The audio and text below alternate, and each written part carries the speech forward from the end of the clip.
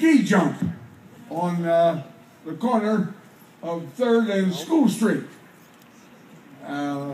First of all, I'd like to show you these skis that were sent to me from Italy in 1945 by Sergeant Bob McFarland, who lived right up the hill here in the what's the name of that Apple Butter house Inn. where the Apple Butter Inn. Apple Butter Inn, the Apple Butter Inn, that's where he lived, and owned the McFarland Lumber Company. But anyway, he wrapped these up in an old burlap bag and sent them to Robert M. Pinky Fortune, 3rd Street, Roscoe, Ohio, USA. It took 2 months to get them, and there they are. They were German SS troop, Hitler's crack division. And he said they were stacked up there in Italy like a mountain. And he picked out a couple and sent them to me. Now, about the big ski jump at Roscoe on 3rd Street, where I lived as a young boy, my mother and father had bought me this beautiful, beautiful set of skis. They were dark brown with a little gold stripe down the edge of them. They didn't have steel runners like these. These have steel runners. Mine was just plain wood and tall.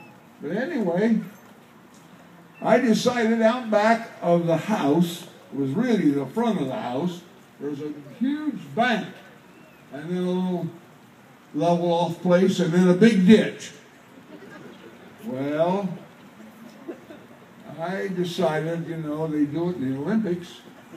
So you got to have a special uniform now for this. I remember I had big black gum boots on and a big black wool coat.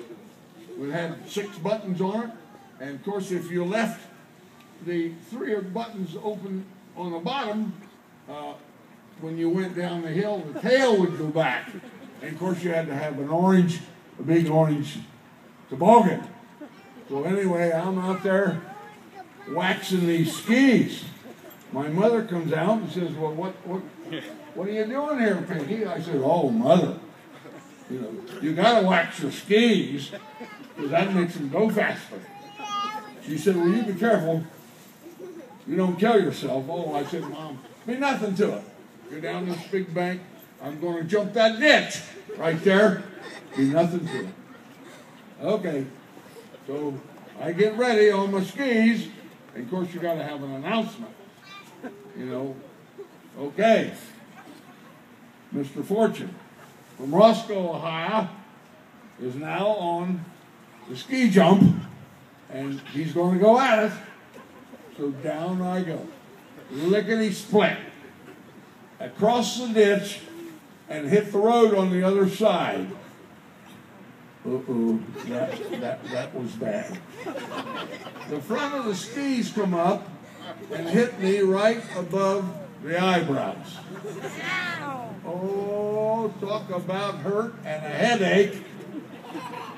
But anyway, I get back up to the house, didn't say nothing.